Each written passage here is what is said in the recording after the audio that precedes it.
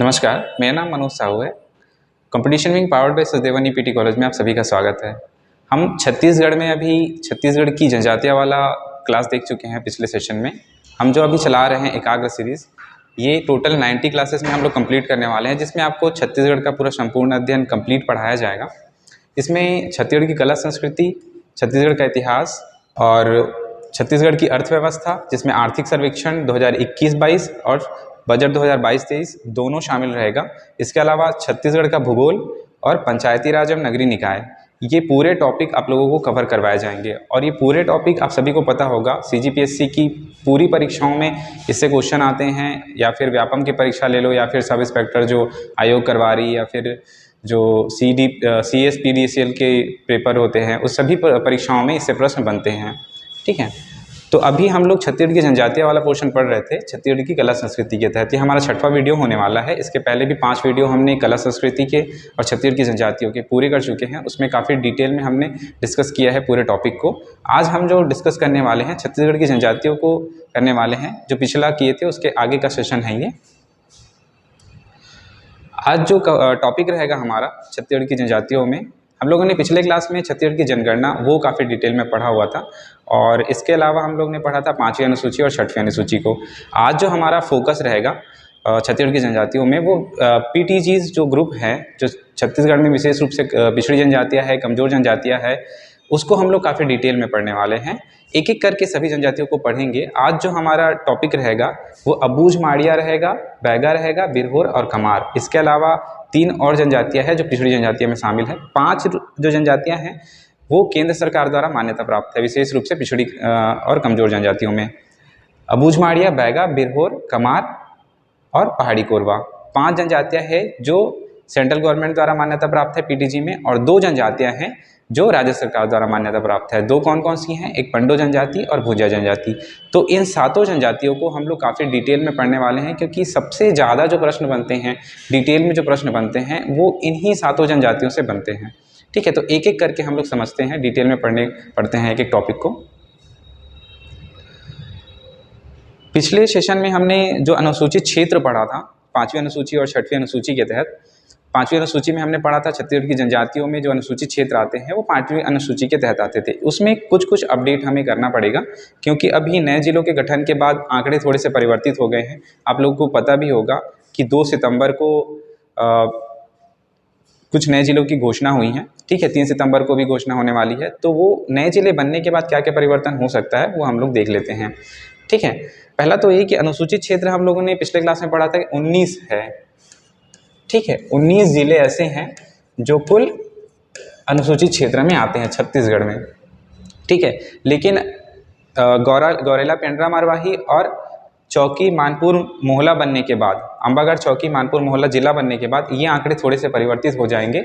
इसमें GPM को मिलाया गया है तो 20 क्षेत्र हो रहे हैं। अगर इसमें इसमें अगर चौकी, मानपुर, मोहला को भी मिला देते हैं, जिलों को मिला देते हैं, तो टोटल वर्तमान में 21 क्षेत्र हैं जो अनुसूचित क्षेत्र में आएंगे।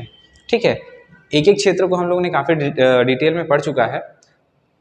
ठीक है, तो इसमें जो पूर्ण रूप से अनुसूचित क्षेत्र में आने वाले जिले और आंशिक रूप से अनुसूचित क्षेत्र में आने वाले जिले, ये हमने पढ़ा था। इसके पहले जो पढ़ा था हमने 13 जिले पढ़े थे जो पूर्णतः अनुसूचित क्षेत्र में शामिल होंगे, और 6 जिले पढ़े थे जो आंशिक रूप से अनुसूचित क्षेत्र में शामिल होंगे। लेकिन नए जिलों के गठन के बाद पूर्णतः अनुसूचित क्षेत्र में शामिल होने वाले जिले कितने हो जाएंगे? 13 जिले पढ़े थे तो 2 जिले इसमें और ऐड हो जाएंगे, एक गौरेला, पेंड्रा, मरवाही, और दूसरा जिला होने वाला है मानपुर, मोहला और अंबागढ़, चौकी। ठीक है, ये पूर्ण रूप से अनुसूचित क्षेत्र में आ जाएगा। ठीक है, क्योंकि ये पूरा जिला राजनांदगांव क्षेत्र के अंतर्गत आता था और ये अनुसूचित क्षेत्र के तहत आ जाएगा। तो वर्तमान में अगर पूछा जाए कितने अनुसूचित क्षेत्र हैं तो 21 जिले हो जाएंगे। ठीक है, जो पूर्णतः अनुसूचित क्षेत्र है वो कितने हो गए हैं? टोटल 15 हो गए हैं।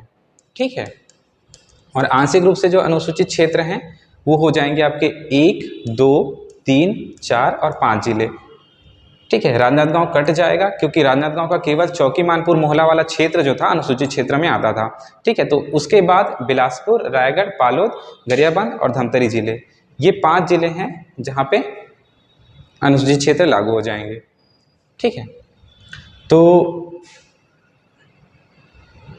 इसमें जो बिलासपुर क्षेत्र है उसमें कोंटा, बिलासपुर जिले का कोंटा क्षेत्र अनुसूचित क्षेत्र घोषित किया गया है। रायगढ़ की बात करें तो धरमजयगढ़, लैलूंगा, घरघोड़ा, खरसिया, ये जो क्षेत्र है अनुसूचित क्षेत्र में आ जाएंगे। तमनार भी आ जाएगा। बालोद जिले का जो डोंडी क्षेत्र है वो आ जाएगा। और राजनांदगांव जिला में तो पूरा जिला बन रहा है ये, मानपुर, मोहला और चौकी, तो ये एक पूर्णतः अनुसूचित क्षेत्र में आ जाएगा। ठीक है, गरियाबंद का मैनपुर और छुरा जो है वो आपका आ जाएगा अनुसूचित क्षेत्र में। और धमतरी का नगरी सिहावा। इसको याद कैसे करेंगे अपन देख लेते हैं। एक तो मैप आप लोग कोशिश करिएगा एक ब्लैंक मैप रखने का अपने पास।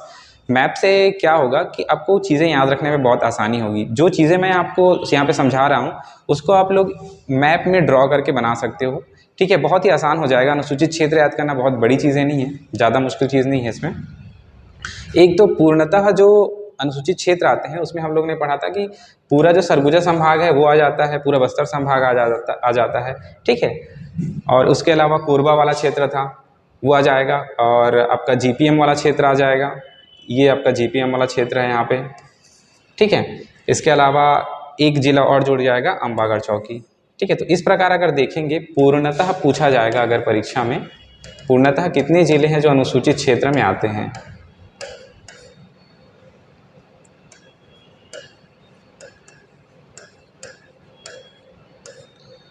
ये कितने हो जाएंगे, टोटल 15 हो जाएंगे। ठीक है, तो इतना आप लोग यहाँ पे याद रख लीजिएगा, इसको अपडेट कर लीजिएगा। इसके अलावा एक चीज़ और छूटा हुआ था कल, जो हम लोग जनजातियों की जनगणना पढ़ रहे थे, उसमें जनजातियों की कार्यशील जनसंख्या दर वो हम लोग ने डिस्कस नहीं किया हुआ था, तो वो यहाँ पे आज डिस्कस करने वाले हैं। जनजातियों में जो कार्यशील जनसंख्या दर है वो पुरुषों में 52.82% है। सॉरी, कुल जो है 52.82% है। पुरुषों की बात करेंगे तो 57% और महिलाओं की बात करेंगे तो 48%। ठीक है, कुल कितना है 52%, 57% पुरुषों में है और 48% महिलाओं में कार्यशील जनसंख्या है। अगर ओवरऑल छत्तीसगढ़ की बात करें, छत्तीसगढ़ में कार्यशील जनसंख्या कितनी है, तो कार्यशील जनसंख्या छत्तीसगढ़ की बात करेंगे तो 47.7। इसमें भी अगर वो ग्रामीण और शहरी पूछ देगा तो हमें याद रखना है कि ग्रामीण क्षेत्र में कार्यशील जनसंख्या सबसे अधिक है, क्योंकि हम जानते हैं कि छत्तीसगढ़ जो है एक कृषि प्रधान राज्य है। यहाँ पे ज़्यादातर लोग कृषि का कार्य करते हैं और कृषि का कार्य करने के कारण ज़्यादातर ग्रामीण क्षेत्र भी है, तो कृषि के कार्य करने के कारण जो ग्रामीण क्षेत्र है वहाँ पे कार्यशील जनसंख्या सबसे अधिक है और शहरों में कार्यशील जनसंख्या अपेक्षाकृत कम है। ठीक है, अगर ऐसे ये कूट के फॉर्म में भी फ्रेम करता है क्वेश्चन तो वहाँ पे हम लोग इसको जान सकते हैं। ठीक है, बना सकते हैं। आज का जो टॉपिक होने वाला है, ठीक है, उसको हम लोग डिटेल में पढ़ते हैं। सबसे पहला जो आज हम कवर करने वाले हैं वो अबूझ माड़िया जनजाति को पढ़ने वाले हैं। अबूझ माड़िया हम लोग को पता है केंद्र सरकार द्वारा विशेष रूप से पिछड़ी जनजाति में शामिल एक जनजाति है। ठीक है, अबूझ माड़िया, इसको एक एक करके हम लोग इसके बारे में पढ़ते हैं। ठीक है, सबसे पहला तो हम लोग देखते हैं कि अबूझ माड़िया जो है इनका नामकरण कैसे पड़ा। अबूझ माड़िया ये दो शब्दों से मिलकर बना हुआ है, एक है अबूझ और दूसरा है माड़िया शब्द से। ठीक है, अबूझ का शब्द होता है अज्ञात और माड़िया का शब्द होता है, ये माड़िया जो शब्द बना है वो माड़ शब्द से बना है। ठीक है, इसका अर्थ होता है जंगल। ठीक है, इसका जो ओवरऑल जो मीनिंग निकलेगा वो निकलेगा कि अज्ञात क्षेत्र, अज्ञात जो जंगली क्षेत्र हैं उसमें रहने वाले लोग, ये जो है अबूझ माड़िया कहलाए। ठीक है, ये इसका मीनिंग बनता है। ठीक है, अज्ञात क्षेत्र में रहने वाले जंगल के लोग अबूझ माड़िया कहलाए। इसका जो सबसे पहला उपयोग है अबूझ माड़िया शब्द का वो किया था CL ग्लासफर्ड ने। इसको याद रख लीजिएगा आप लोग कि अबूझ माड़िया शब्द का सबसे पहला प्रयोग किसने किया था, तो CLR ग्लासफर्ड ने। अबूझ माड़िया जो शब्द है उसकी उत्पत्ति कहाँ से हुई है। अबूझ माड़िया एक्चुअल में गोंड की ही एक जाति है, उपजाति है। ठीक है, तो उसकी उत्पत्ति गोंड से मानी गई है अबूझ माड़िया की। बस्तर भूषण एक रचना है केदारनाथ ठाकुर की, उसमें भी ये बताया गया है, माड़िया का वर्णन किया गया है। वहाँ पे माड़िया के वर्णन में माड़िया के जो प्रकार है उसमें से एक प्रकार अबूझ माड़िया का बताया गया है। 3 प्रकार बताए इन्होंने माड़िया का, एक अबूझ माड़िया, कुआकोंडा और तिलंगे माड़िया। तो बस्तर भूषण के अनुसार अगर देखें तो माड़िया के अंतर्गत अबूझ माड़िया को रखा गया है। ठीक है, स्वयं को मेटाकोयतोर कहते हैं इन लोग। मेटाकोयतोर इसलिए कहते हैं क्योंकि जंगलों में निवास करते हैं, पर्वतीय भूमि में निवास करते हैं, इसलिए इनको मेटाकोयतोर भी कहा जाता है। अबूझ माड़िया गोंड जनजाति की एक उपजाति है, हम लोग पहले भी डिस्कस कर लिए। अब इसमें देखते हैं कि कुछ कुछ कहानियां हैं अबूझ माड़िया जो जनजाति है उनके नामकरण के पीछे। ठीक है, पहली कहानी तो ये है कि माड़िया गोंड जाति के प्रेमी युगल, एक प्रेमी युगल हुआ करते थे जो माड़िया गोंड जनजाति के थे। ठीक है, इसको याद रखना है कि प्रेमी युगल जो है माड़िया गोंड जनजाति के हैं, उन लोग सामाजिक डर से अबूझ माड़ क्षेत्र में निवास करने लग गए। ठीक है, तो उन्हीं लोगों को आगे चलकर अबूझ माड़िया कहा गया। कौन है वो प्रेमी युगल? माड़िया गोंड जनजाति के लोग हैं। ठीक है, ये प्रश्न आप अभी कुछ पेपरों में देखा गया है कि किंवदंतियों से भी प्रश्न आ रहे हैं। आपको याद होगा CGPSC के एक परीक्षा में पूछा गया था जो महाभारत की कहानी पे बेस्ड है, मोराध्वज और ताम्रध्वज की कहानी, जिसमें युधिष्ठिर का भी उल्लेख हुआ था। उतना जो डिटेल है किंवदंती को लेकर वो पूछा जा चुका है, तो अभी यहाँ से भी संभावनाएं बनती हैं प्रश्न बनने की। ठीक है, तो इसको हम लोग थोड़ा थोड़ा सा देख लेते हैं स्टोरी क्या रही है इनके पीछे। दूसरा जो किंवदंती है वो है जल प्रलय को लेकर। जल प्रलय हुआ था एक बार पूरी पृथ्वी में, संपूर्ण पृथ्वी में। तो अबूझ माड़ क्षेत्र में जो लोग रहते थे उन लोग लौकी के सहारे से अपनी जान बचाए थे। एक कहानी है कि लौकी के सहारे से, तुमा के सहारे से उन्होंने अपनी जान बचाई थी। तो तुमा ने उनका प्राण बचाया, उनकी सुरक्षा की। ऐसा करके उन लोग उनकी पूजा भी करते हैं। ठीक है, उनको एक विशेष महत्व देते हैं उनको। तो एक तुम्बा का विशेष महत्व अगर पूछा जाएगा कौन सी जनजातीय में उसका विशेष महत्व है तुम्बा का, तो अबूझ माड़िया जनजाति है ये। ठीक है, और मेटाभूमि क्षेत्र में निवास करने लग गए इन लोग, अपनी जान बचाई और मेटाभूमि क्षेत्र जो पर्वतीय क्षेत्र है, जो जंगली क्षेत्र है, वहाँ पे निवास करने लग गए। तो दूसरी स्टोरी है इसके पीछे। तीसरी स्टोरी ये है कि कुछ अबूझ माड़िया लोग अपनी उत्पत्ति जो है पशु पक्षी से भी मानते हैं। चूँकि पहाड़ों में इन लोग जंगली क्षेत्रों में निवास करते हैं, तो वहाँ पे कुचमुंडा नामक स्थान हुआ करता था, जहाँ पे कस्तूर नागा जो उनके आदि पूर्वज हुआ करते हैं उनका निवास था। और उनके दो पुत्र हुए थे, एक हुआ था मुंज और दूसरा हुआ था कौवे। ठीक है, तो मुंज के जो पुत्र है वो माड़िया कहलाए और जो कौवे के पुत्र है वो कहलाए कोइतोर। ठीक है, कोइतोर ही आगे चलकर अबूझ माड़ क्षेत्र में निवास करने लगे। इन्हीं को ही मेटा कोइतोर कहा जाने लगा, मेटा कोइतोर कहा जाने लगा। और ये कौन थे? अबूझ माड़िया।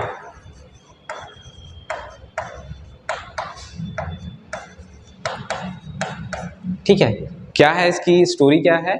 कुचमुंडा नामक एक आदिवासी है, जो कुचमुंडा नामक स्थान पर एक आदिवासी है कस्तूर नागा, उनके दो पुत्र हुए थे। पहला पुत्र है मुंज और दूसरा पुत्र है कौवा। तो मुंज के जो पुत्र है वो माड़िया कहलाए और कौवे के जो पुत्र है वो कहलाए कोइतोर। ठीक है, कोइतोर आगे चल के मेटा कोइतोर कहलाएंगे और उन्हीं का नाम अबूझ माड़िया रखा गया है। ठीक है, तो तीन कहानियाँ इसके पीछे हैं। अब देख लेते हैं अबूझ माड़िया का जो डेटा है वो, क्योंकि आजकल इससे भी प्रश्न बन रहे हैं डिटेल में। पहले देखते हैं उनकी जनसंख्या कितनी है, क्योंकि एक बार प्रश्न पूछा गया है जो PTGs हैं, विशेष रूप से पिछड़ी जनजातियां हैं, उनको जनसंख्या के अनुसार क्रम में जमाना था। ठीक है, तो यहाँ पे हम लोग एक एक जनजाति का जनसंख्या भी देखेंगे जो PTG के अंतर्गत शामिल है। अबूझ माड़िया का जो जनसंख्या है वो ओवरऑल 23,330 है। और ये जो आंकड़े हैं भू सर्वेक्षण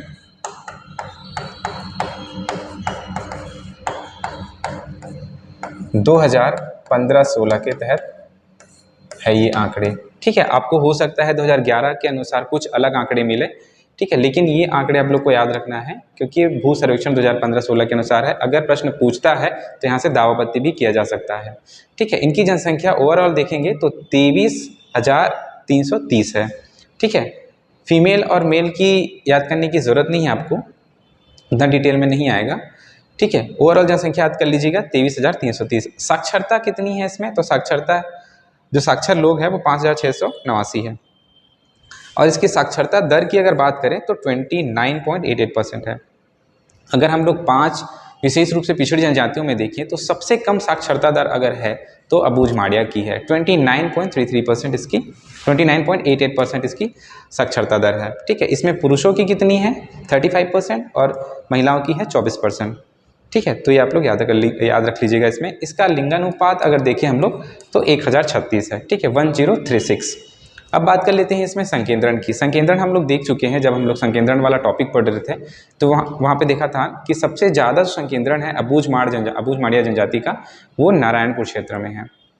ठीक है, तो नारायणपुर का एक क्षेत्र है ओरछा क्षेत्र और एक जो क्षेत्र है वो नारायणपुर खुद। ठीक है, ये दो ब्लॉक हैं ओरछा और नारायणपुर। वहाँ पे इसका संकेंद्रण सबसे अधिक है। तो ये मैप के माध्यम से भी आप लोग याद रख सकते हो। ये पूरा जो जिला है ये नारायणपुर जिला है, इसमें का ओरछा क्षेत्र और नारायणपुर क्षेत्र, ये संपूर्ण जिले में आपको अबूझमाड़िया मिल जाएंगे।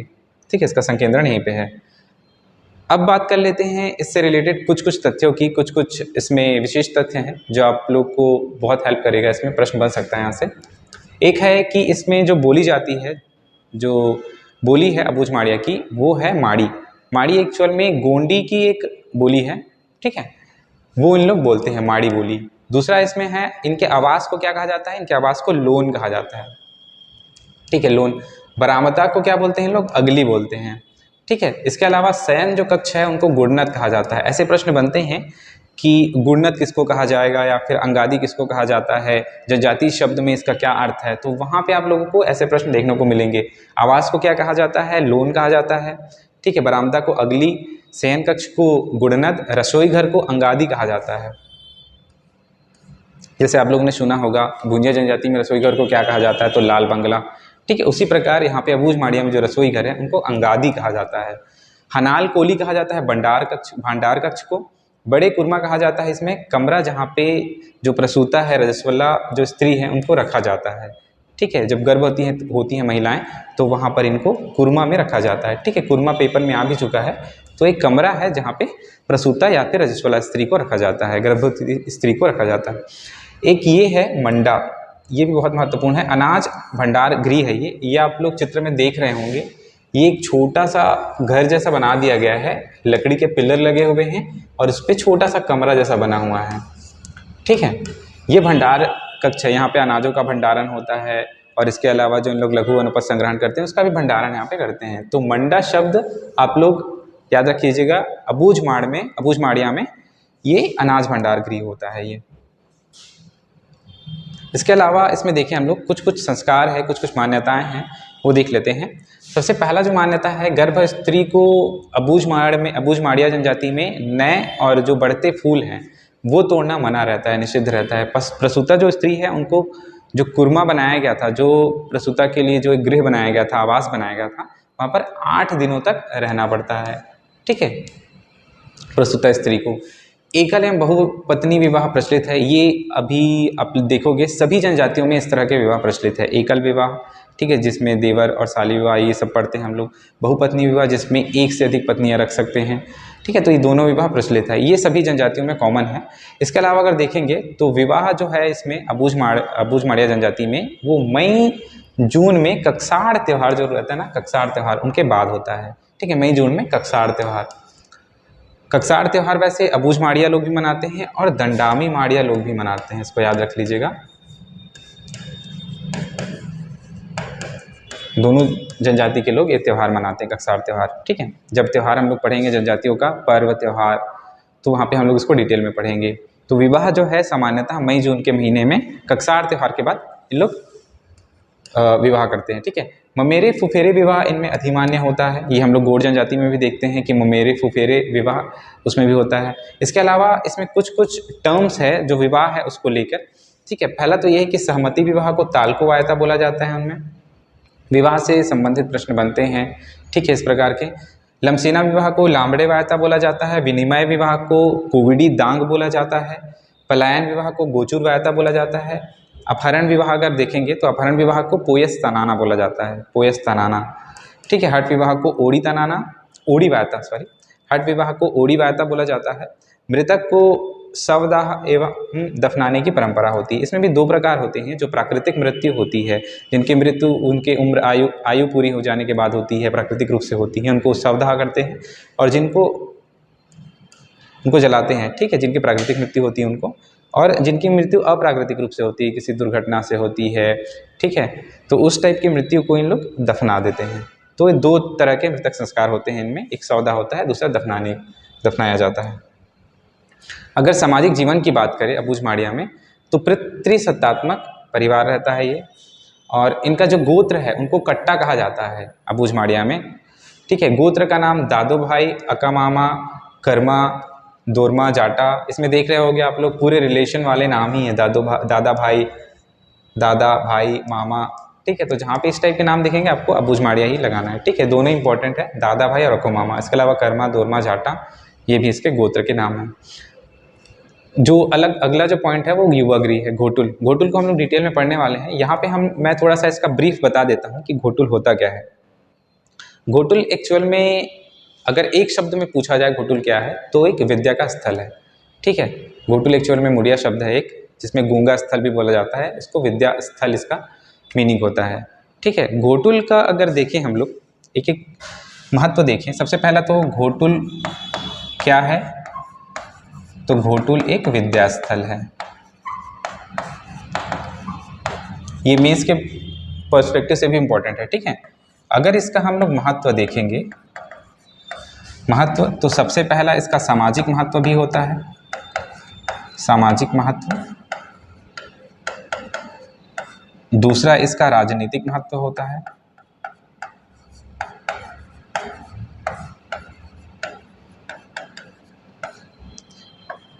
तीसरा अगर मैं बात करूं तो आर्थिक महत्व भी होता है इसका।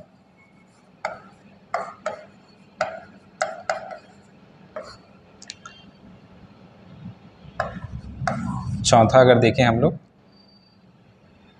आर्थिक, राजनीतिक और शैक्षणिक महत्व भी होता है।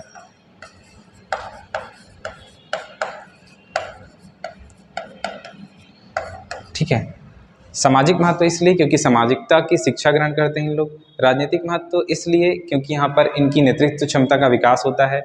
आर्थिक महत्व इसलिए क्योंकि आर्थिक महत्व अगर देखेंगे हम लोग तो लघु वनोपज का संग्रहण करते हैं इन लोग, ठीक है। ये चीज़ों को सीखते हैं इन लोग, कैसे करना है हम लोगों को, पूरे मिल के इन लोगों में सामूहिकता की भावना होती है और सहयोग की भावना होती है। तो उस भावना से इन लोग हर चीज़ों का एक प्लानिंग करते हैं और हर चीज़ों को कैसे करना है, ठीक है। जैसे कि अपन देख सकते हैं कि लघु वनोपज का संग्रहण कैसे करना है, ठीक है। तो वो आर्थिक महत्व में आ जाएगा। शैक्षणिक महत्व तो है ही, ठीक है। शिक्षा का केंद्र रहता है यहाँ पे, जो सबसे बुजुर्ग व्यक्ति रहते हैं, जिस जनजाति में युवा गृह बनाया जा रहा है, जैसे घोटुल अबूझमाड़िया जनजाति का युवा गृह है, तो वहाँ पे एक वयस्क व्यक्ति, जो बुजुर्ग व्यक्ति हैं, उनको एक इनके टीचर के रूप में बैठाया जाता है वहाँ पे, ठीक है। तो वो पूरी चीज़ों की शिक्षा देते हैं, तो शैक्षणिक महत्व भी है।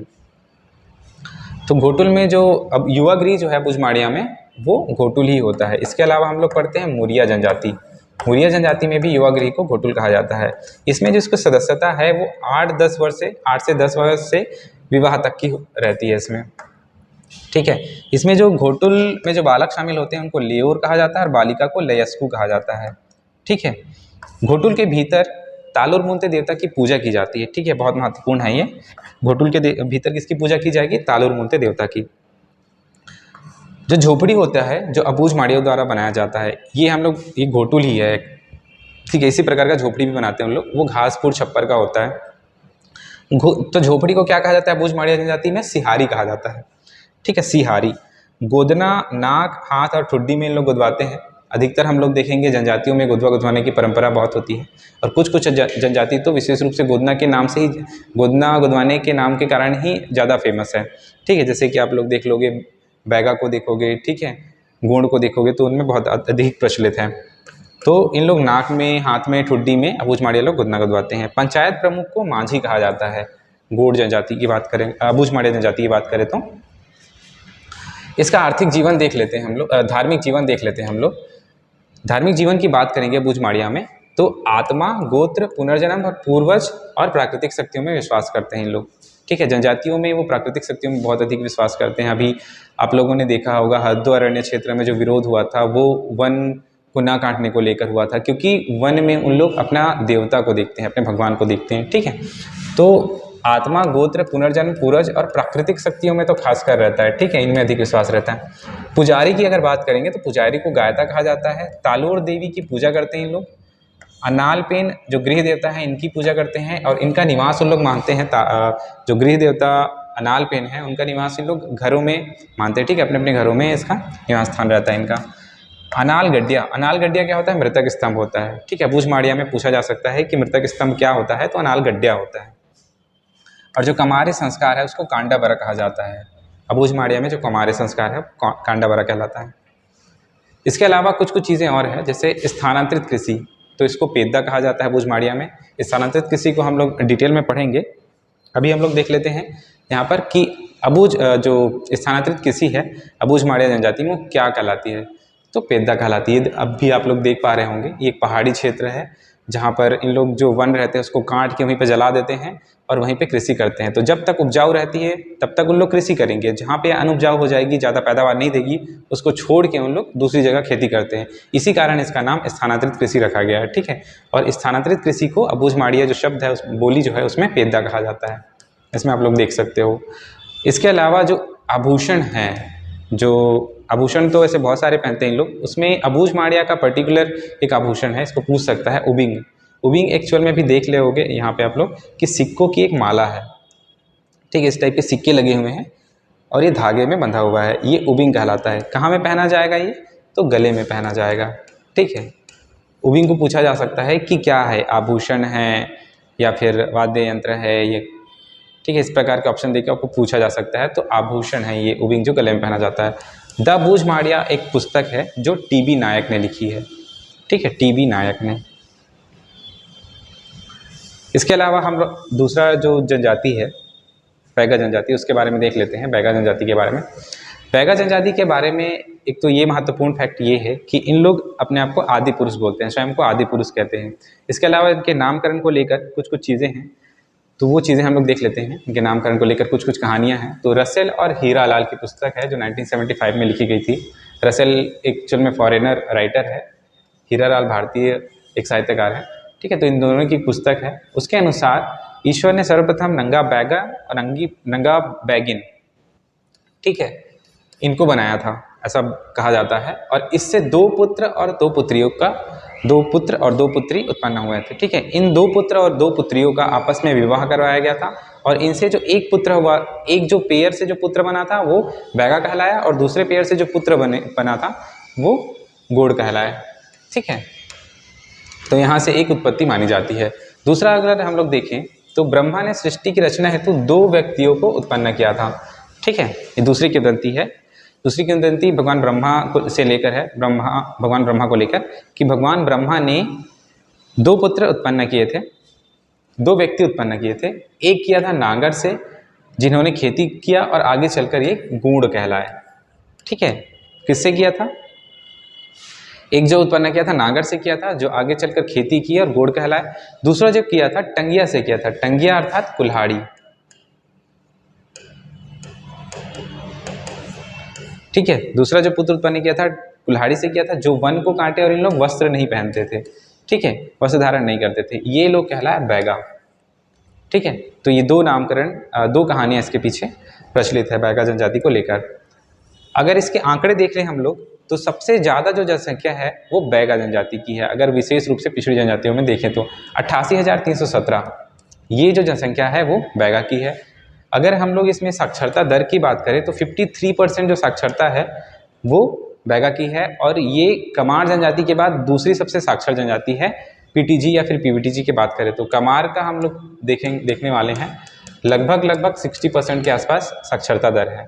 और लिंगानुपात अगर देखें हम लोग तो 989 बैगा जनजाति का है, ठीक है। 1036 अभी हम लोग पढ़े थे अबूझ माड़िया का।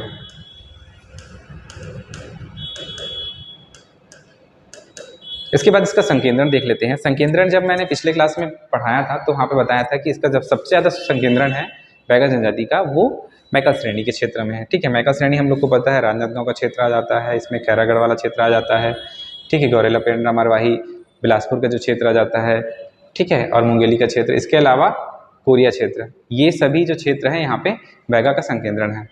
वैसे तो मैकल श्रेणी में ये क्षेत्र आते हैं, कोरिया नहीं आएगा, लेकिन कोरिया में भी इसका संकेंद्रण है कुछ कुछ क्षेत्रों में, ठीक है। अगर हम लोग राजनांदगांव की बात करें तो छुई खदान वाला जो क्षेत्र है, इसके अलावा खैरागढ़ हो गया यहाँ पे, फिर कबीरधाम जो जिला है वहाँ पे है, ठीक है। पंडरिया वाला क्षेत्र यहाँ पे इसका संकेंद्रण है। मुंगेली में देखें तो लोरमी वाला क्षेत्र है, ठीक है। और बिलासपुर में तो पूरे बिलासपुर में भी कुछ क्षेत्रों में है इसका संकेंद्रण। इसके अलावा गौरेला पेंड्रा मरवाही में भी जो मरवाही वाला क्षेत्र है वहाँ पे इसका संकेंद्रण है। और इसके अलावा आप देख सकते हो कोरिया ज़िले में भी है, ये कोरिया ज़िला है, ठीक है। ये आपका जीपीएम है गौरेला पेंड्रा मरवाही। ये आपका है ये आपका ज़िला है मुंगेली, ठीक है, ये है बिलासपुर। ये आप लोग ब्लैंक मैप में बना के रख सकते हो। ये है आपका कवर्धा, ये आपका राजनांदगांव। ठीक है, तो ये जिले हैं जहाँ पर बैगा का संकेंद्रण है।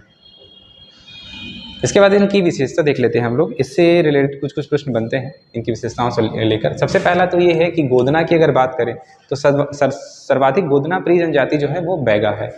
ठीक है, इसके अलावा इन लोग अपने हाथों पे, अपने पैर पे, अपने चेहरे पे, अपने माथे पे गोदना गुदवाते हैं, और इन लोग जो गोदना गुदवाते हैं माथे पे उनको झेला गोदना कहा जाता है। एक बार एक प्रश्न आया था, ये भी हाल ही में पूछा गया था, 2019 की जो एक विभागीय परीक्षा है जो इलेक्ट्रिसिटी विभाग ने CSPDCL ने पूछा था, वहाँ पे एक प्रश्न आया था कि झेला गोदना कौन सी जनजाति द्वारा गुदवाया जाता है, तो वहाँ पे बैगा जनजाति उसका उत्तर आता। यहाँ पे देख पा रहे होंगे आप लोग, अगर चित्र में दिख रहा है तो महिलाएं हैं, 2 स्त्रियां हैं, इन लोग माथे पे गोदना गुदवाई हैं। इसके अलावा हाथ वगैरह में भी गोदना वगैरह दिख रहा है, तो माथे को स्पेशली पूछा जा चुका है। ठीक है, माथे पर गोदना, तो माथे पर गोदना कौन सी जनजाति की स्त्रियाँ करवाती हैं, तो वो बैगा आपको याद रखना है। इसके अलावा जो पेय पदार्थ है बैगा जनजातियों में, उनको ताड़ी या फिर सल्फी कहा जाता है। इसके अलावा जो स्थानांतरित कृषि करते हैं उन लोग, उसको बेवार कहते हैं। ठीक है, स्थानांतरित कृषि में बताया हूँ। अबूझमाड़िया में क्या कहलाता है, पैदा कहलाएगा। और इसके अलावा जो बैगा जनजाति है वहाँ पे बेवार कहलाएगा। इनको औषधियों का काफ़ी अच्छा ज्ञान हुआ करता था। ठीक है, इसलिए इनको ओझा भी कहते हैं। ठीक है, उपजातियाँ हैं इनकी कुछ कुछ, जैसे भिंजवार हो गया, भरोतिया, नरोतिया, इया करके प्रत्यय जो जुड़ा हुआ है ना, ये इसी जनजाति में ही जुड़ा हुआ है। ठीक है, आप लोग देखोगे भरोतिया, घरोतिया, नरोतिया। ठीक है, और इसके अलावा भिंजवार जो है वो भी जनजाति है, राम भैना, कोंडवन, नाहर। ठीक है, ये नाहर पूछा जा चुका है कि नाहर उपजाति जो है कौन सी जनजाति के तहत आती है, तो ये बैगा जनजाति के तहत आती है, बैगा जनजाति में शामिल है ये। इसके अलावा जो प्रसव कराने वाली जो दाई है उनको सुनमाई या फिर मौजी कहा जाता है। ठीक है, कपची नामक एक वस्त्र पहनते हैं। कपची जो वस्त्र है वो सफ़ेद रंग का होता है। ठीक है, इसको याद रखेंगे हम लोग, सफ़ेद रंग का वस्त्र होता है ये कपची जो होता है। ये महिलाएं घुटने तक पहनती हैं इसको। ठीक है, कपची जो वस्त्र है वो कौन सी जनजाति की महिलाएं पहनेगी, तो बैगा जनजाति की। गोड़ के पुजारी बोला जाता है। अभी मैंने बताया कि इनको औषधियों का अच्छा ज्ञान होता है, इसलिए गोड़ का पुजारी भी बोला जाता है इनको। ठीक है, बैगा जनजाति को गोड़ का पुजारी कहा जाता है। ठीक है, ओझा का भी काम करते हैं इन लोग और तंत्र मंत्र का भी काम करते हैं। ठीक है, इसलिए पुजारी कहा जाता है। आराध्य देव अगर देखें तो बैगा में आराध्य देव पूछा जाता है। इसमें जो सबसे प्रमुख है वो बूढ़ा देव को माना जाता है। अगर ऑप्शन आपके पास 3-4 विकल्प में एक साथ दिए हुए हैं तो वहाँ पर आपको लेना है बूढ़ा देव। बैगा जनजाति का जो इष्ट देव है वो कौन है, तो बूढ़ा देव। बूढ़ा देव के बारे में ऐसा मान्यता है कि वो साल वृक्ष में निवास करते हैं। ठीक है, साल वृक्ष में निवास का माना जाता है। इसके अलावा ठाकुर देव हैं जिनको भूमि के रक्षक भी बोला जाता है, भूमि के रक्षक देवता बोला जाता है। इसके अलावा जो दूल्हा देव है, दूल्हा देव इनको बीमारियों का रक्षक कहा जाता है। जिसमें पुजारी है उनको भूमिका कहा जाता है, बैगा जनजाति की बात करें अगर हम लोग तो। और इनका जो आर्थिक जीवन है, ठीक है, सभी जनजातियों का आर्थिक जीवन सब लगभग एक ही जैसा है। इसमें कृषि सामान्य रहता है, लघु वनोपज का संग्रहण करते हैं इन लोग, और शिकार और हस्तशिल्प का कार्य भी करते हैं।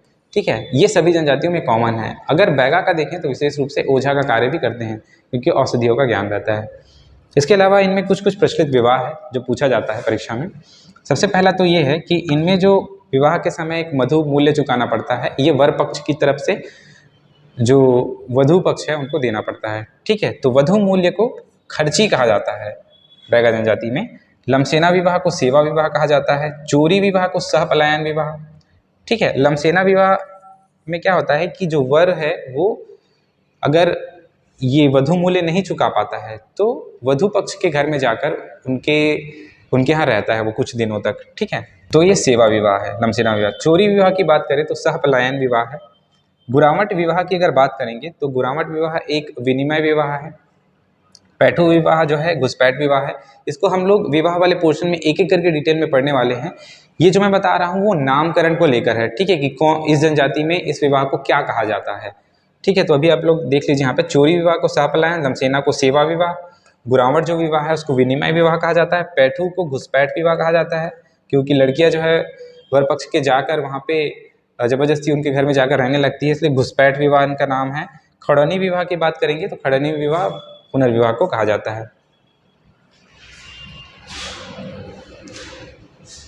ये एक पुस्तक है द बैगा, ठीक है। बेरेर ने बहुत सारी पुस्तकें लिखी हैं, उसमें से एक है द बैगा, आप लोग देख पा रहे होंगे, इसका फ्रंट पेज है द बैगा का, वो लिखा है बेरियर एल्विन ने, ठीक है। इसको याद रख लीजिएगा, कई बार ये प्रश्न आता है। इसके बाद है अगली जनजाति जो हम लोग डिस्कस करने वाले हैं, बिरहोर जनजाति। बिरहोर जनजाति की अगर बात करें तो दो शब्द से मिलकर बना हुआ है, एक बीर शब्द से मिलकर बना हुआ है और दूसरा होर शब्द से मिलकर बना हुआ है। होर का अर्थ होता है एक्चुअल में आदमी और बीर का अर्थ होता है जंगल। तो इसका मीनिंग क्या निकलेगा? जंगल का आदमी। बिरहोर को बोला जाता है जंगल का आदमी, इसका अर्थ निकलता है जंगल का आदमी।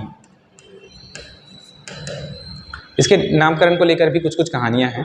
इसके नामकरण को लेकर पहली जो कहानी है कि जो भगवान सूर्य है उसने पृथ्वी पर 7 पुत्रों को अवतरित किया था, ठीक है। जो 7 पुत्र है उसमें से जो 4 पुत्र है कहाँ पे किया था? खैरागढ़ क्षेत्र में किया था, 7 पुत्रों को तो अवतरित। उसमें से जो 4 पुत्र है वो खैरागढ़ क्षेत्र में ही रहे और 3 जो पुत्र है वो रायगढ़ क्षेत्र की ओर चले गए। उसमें भी 3 पुत्र में एक पुत्र जब रायगढ़ क्षेत्र की ओर जा रहा होता है तो वृक्ष में उसका जो वस्त्र है वो अटक जाता है। तो वो ऐसा मानते हैं उन लोग कि वृक्ष में अगर वस्त्र अटक गया तो उसको अशुभ माना जाता है, ठीक है। तो वो उसके कारण वो क्या करते हैं, रायगढ़ क्षेत्र की ओर नहीं जाके जंगलों की ओर चले जाते हैं। तो वही एक व्यक्ति जो जंगल की ओर चला गया, उसी के कारण इनका नाम जो है बिरहोर कहलाने लग गए, ठीक है। वही जो व्यक्ति है वो आगे चलकर बिरहोर कहलाया।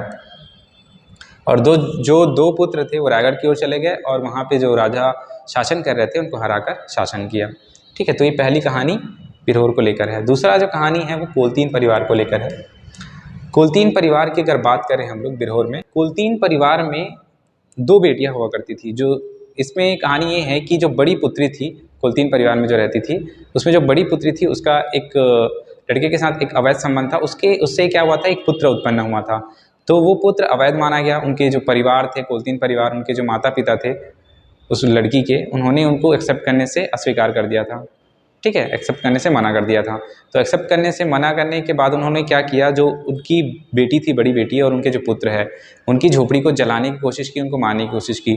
तो क्या करते हैं, उनकी झोपड़ी को तो जला देते हैं लेकिन वो नहीं मरते क्योंकि उनके गाँव वाले जो है उनको बचा लेते हैं।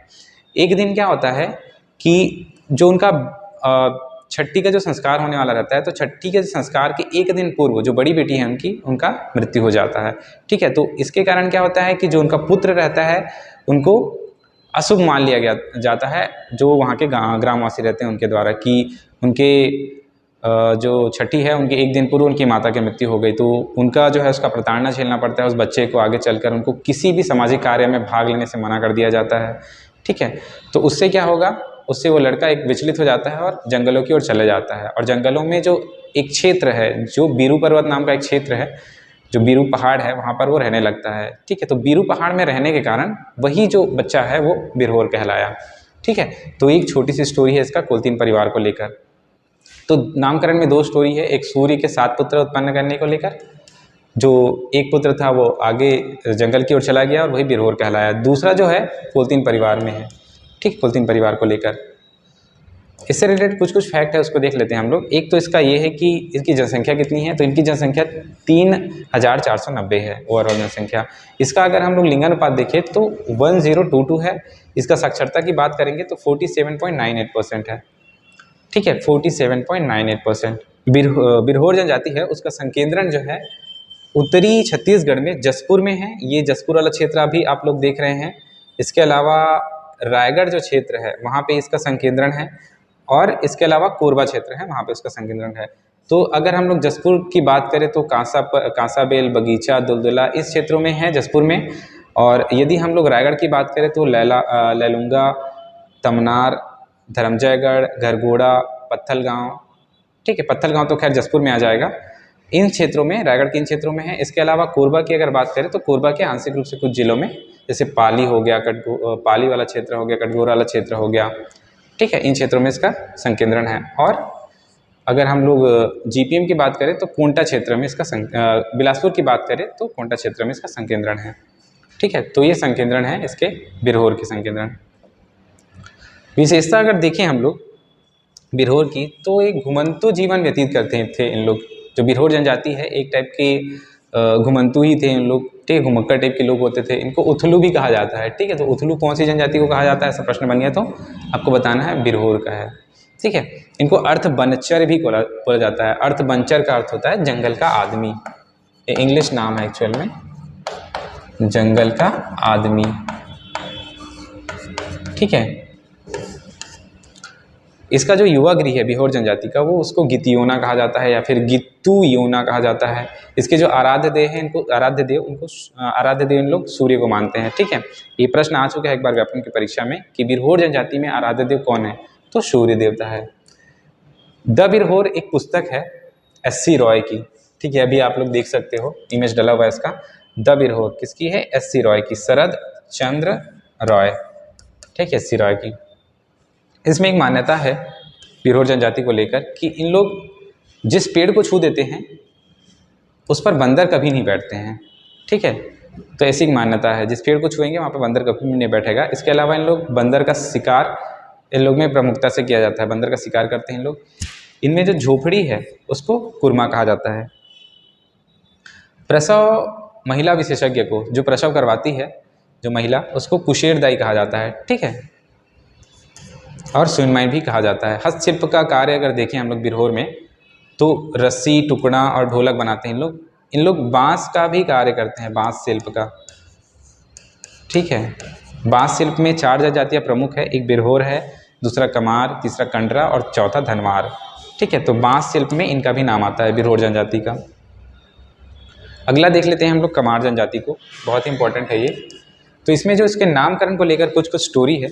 पहला स्टोरी ये है कि गरियाबंद जिले में जो कुल्हाड़ी घाट है, वहाँ पे जो कमार हैं, उनके अनुसार कमारों की उत्पत्ति का संबंध रामायण काल से माना जाता है। इसके पीछे एक स्टोरी है रामायण काल को लेकर।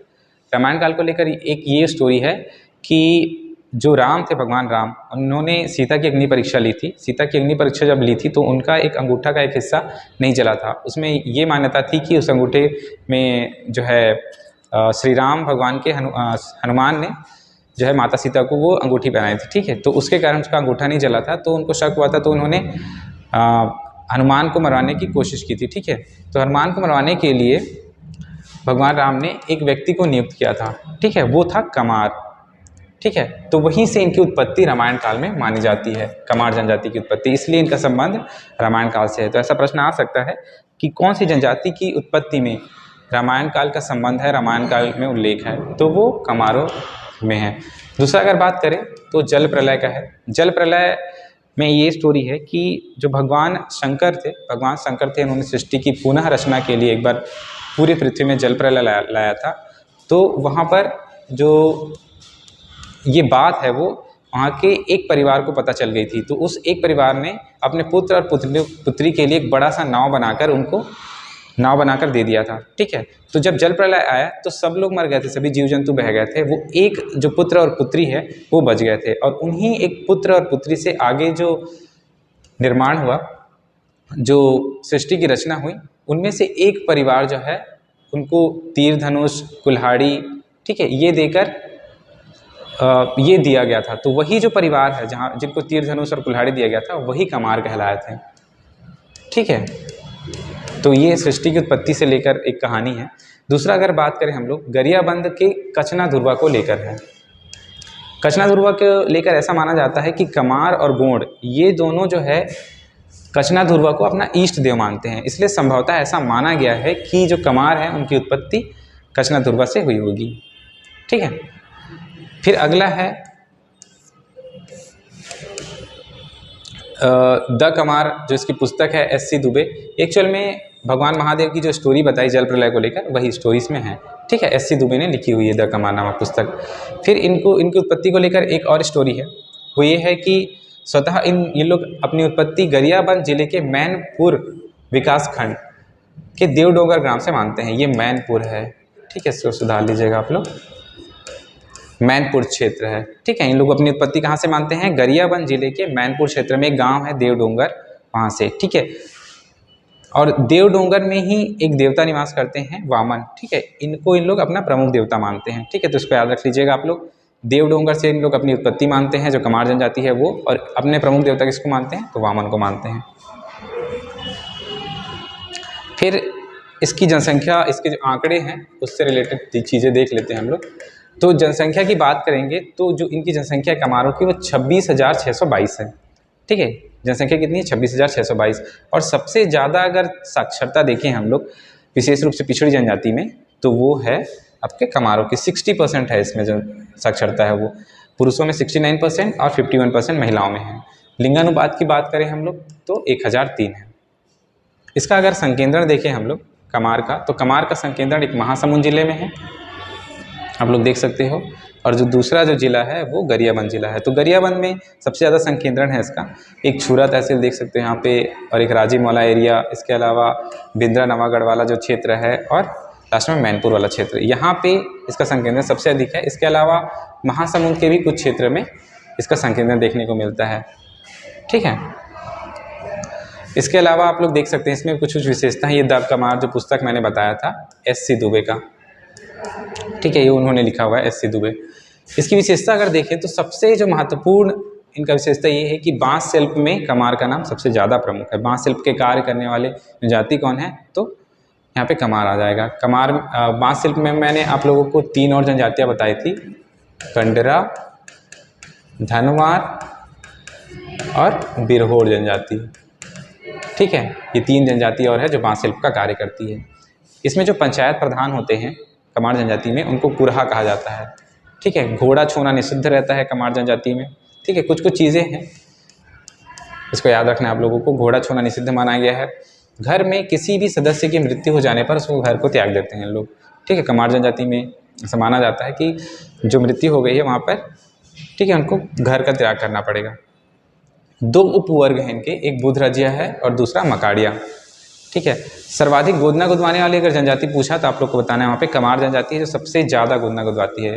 गोदना को लेकर भी कुछ कुछ प्रश्न बनते हैं, उसको मैं डिटेल में बताऊंगा। तो सर्वाधिक गोदना गुदवाने वाली जनजाति कौन सी है, कमार है। और सबसे अधिक गोदना प्रिय जनजाति पूछेगा तो वो बैगा जनजाति है। ठीक है, सबसे अधिक गोदना प्रिय जनजाति। विशेष रूप से लोहे की पूजा ये लोग करते हैं। ऐसा लोहे की पूजा इसलिए करते हैं क्योंकि उसमें दुर्गा देवी का वास मानते हैं हम लोग।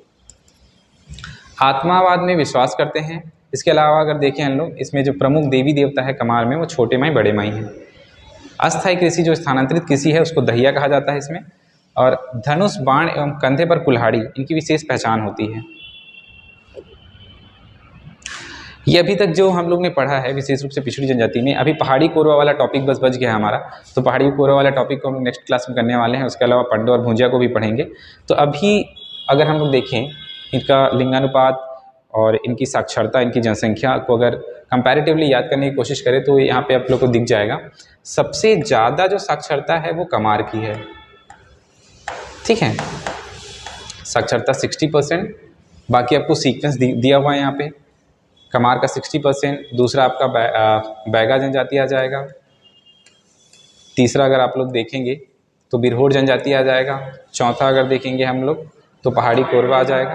पहला जो साक्षरता है, सबसे अधिक साक्षरता है वो कमार जनजाति का है। दूसरा में आएगा आपका बैगा जनजाति। तीसरा अगर देखें हम लोग तो बिरहोर जनजाति है 47%। चौथा अगर हम लोग देखेंगे तो पहाड़ी कोरवा है। पांचवा 29% है आपका अबूझ माड़िया जनजाति का। तो सबसे कम अगर साक्षरता पूछेगा किस जनजाति की है तो बिरहोर जनजाति की है। सबसे अधिक आप लोग को याद रखना है कमार जनजाति की 60%। उसी प्रकार जनसंख्या की बात करें तो जो जनसंख्या है, सबसे अधिक जो जनसंख्या है वो 88,317 बैगा का है।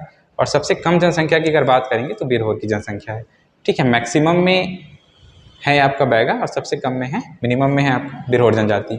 इसी प्रकार लिंगानुपात देखें तो लिंगानुपात का क्रम भी हम लोग याद रख सकते हैं। सबसे अधिक लिंगानुपात की बात करेगा तो अबूझ माड़िया है 1036। इसके बाद है आपका 1022 बिरहोर में, फिर 1003 है आपका कमार में। तो 1000 से अधिक लिंगानुपात वाले विशेष रूप से पिछड़ी जनजाति के नाम पूछेगा तो आपको याद रखना है बिरहोर, अबूझ माड़िया, बिरहोर और कमार। 2 जो जनजाति है उसका जो लिंगानुपात है वो 1000 से कम है। एक बैगा, दूसरा पहाड़ी कोरवा। तो यहाँ पे ये 3-4 प्रश्न बन सकते हैं। ठीक है, ये ओवरऑल अगर संकेंद्रण आप लोग को याद रखना है तो मैप के थ्रू आप लोग याद रख सकते हो। यहाँ पे आप मैप बना सकते हो। ये इंडिविजुअल करके मैं जो बताया हूँ वही मैप यहाँ पे है। अभी हम लोग देखे थे थोड़ी देर पहले, ये बिरहोर का था, ये वाला जो क्षेत्र है आपका कमार वाला क्षेत्र है, ठीक है। और ये वाला क्षेत्र जो था आपका बुझमाड़ी वाला क्षेत्र था, ये बैगा वाला क्षेत्र है, ये पूरा जो क्षेत्र है वो, ठीक है। और पहाड़ी कोर वाला क्षेत्र जो हम लोग नेक्स्ट क्लास में पढ़ने वाले हैं। कुछ प्रश्न हैं, इसमें प्रश्न कैसे बनते हैं, फ्रेम कैसा होता है क्वेश्चन, वो हम लोग देख लेते हैं। तो इसमें एक प्रश्न बना था, नाहर एक उपजाति है, कौन सी जनजाति की उपजाति है? ऑप्शन थे आपके पास उरांव, हल्बा, कंवर और बैगा। तो नाहर मैं अभी पढ़ाया हूँ कुछ देर पहले, बैगा जनजाति का एक उपजाति है, ठीक है। तो आप लोग याद रख लीजिएगा। इसके अलावा है एक प्रश्न पूछा है, किस जनजाति की आजीविका पारंपरिक रूप से बांस पर आधारित है? तो मैं यहाँ पे 3-4 बार बोल चुका हूँ कि जो बांस पर आधारित जो जनजाति है वो है आपकी कमार जनजाति। बांस पर आधारित 4 जनजातियाँ हैं, ठीक है, कमार, कंडरा, धनवार और बिरहोर। इसके अलावा एक प्रश्न पूछा था, स्त्रियों के माथे पर गोदना गुदवाना किस जनजाति की विशेषता है? तो मैं आपको इमेज के फॉर्म में भी दिखाया हूँ। जो बैगा जनजाति की महिलाएं होती हैं उन लोग विशेष रूप से माथे पर गोदना गुदवाती हैं। और इसमें एक और प्रश्न बनता है, झेला गोदना कौन सी जनजाति द्वारा गुदवाया जाता है? तो बैगा जनजाति की महिलाओं द्वारा। फिर है व्यवहार कृषि किस जनजाति द्वारा की जाती है? व्यवहार आप लोग को पता है एक स्थानांतरित कृषि होती है, ठीक है। तो अब बुझमाड़िया में हम लोग पढ़े थे पेद्दा,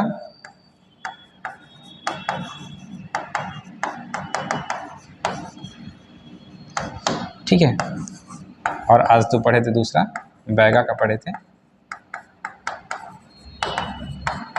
व्यवहार, ठीक है।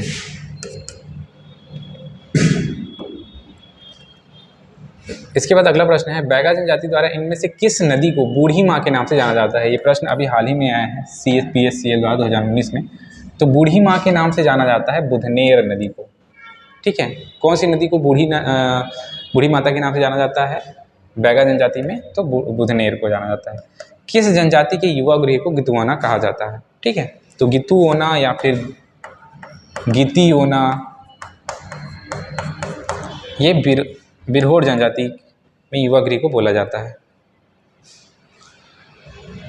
अभी कंपटीशन विंग द्वारा CGPSC को लेकर एडमिशन ओपन हो गया है, ठीक है। CGPSC शिक्षक भर्ती परीक्षा और व्यापम की अन्य परीक्षाओं को लेकर कोर्सेज चालू हो गए हैं, जिसमें एडमिशन ले सकते हैं आप लोग। और अभी आप लोग लेते हैं अगर एडमिशन तो 50% का ऑफ रखा गया है, ठीक है। सीमित समय तक है ये ऑफर जो है। इसमें आप लोग संपर्क कर सकते हैं इस नंबर पे, ठीक है। और इसमें एड्रेस भी दिया हुआ है, अगर आप लोग ऑफिशियल ऑफिस में विजिट करना चाहते हैं तो बिल्कुल विजिट कर सकते हैं डिटेल्स के लिए। इसके अलावा अगर आप लोग तैयारी कर रहे हैं CG व्यापम की, CGPSC की, तो अपनी तैयारी को मजबूत करने के लिए, परखने के लिए आप लोग टेस्ट सीरीज़ ज्वाइन कर सकते हैं। ये बिल्कुल फ्री है। इसका फर्स्ट फेज़ जो है, इसमें टोटल 18 टेस्ट होने वाले हैं, जो 25 जून से स्टार्ट है और अभी तक चल रहा है। ये 20 अक्टूबर 2022 तक चलने वाला है। इसका पहला फेज़ बिल्कुल निःशुल्क है। इसमें रजिस्ट्रेशन करवा सकते हो आप लोग। रजिस्ट्रेशन करवाने के लिए नंबर दिया हुआ है, इस पर कॉल करके करवा सकते हो, या फिर हमारे टेलीग्राम चैनल पे इसका लिंक दिया हुआ है, रजिस्ट्रेशन लिंक, वहाँ से भी जाके कर सकते हो आप लोग। टेलीग्राम चैनल को ज्वाइन कर लीजिएगा आप लोग। टेलीग्राम चैनल को ज्वाइन करने से आप लोग को बहुत सारे फ़ायदे होंगे। तो ये है कि नोटिफिकेशन की डिटेल्स आपको मिल जाएगी। इसके अलावा डेली अपडेट्स मिल जाते हैं। इसके अलावा मेंस पेपर में कैसे टाइप के क्वेश्चन फ्रेम होते हैं, ठीक है, उसमें कौन कौन से पेपर में कौन कौन से करंट अफेयर को कैसे हम लोग ऐड ऑन कर सकते हैं, वो डिटेल्स आप लोग को टेलीग्राम में बिल्कुल डेली बेसिस पे अपडेट किए जाते हैं, ठीक है। तो टेलीग्राम चैनल आप लोग ज्वाइन कर सकते हैं। आज के लिए बस इतना ही, मिलते हैं नेक्स्ट वीडियो में, तब तक के लिए धन्यवाद।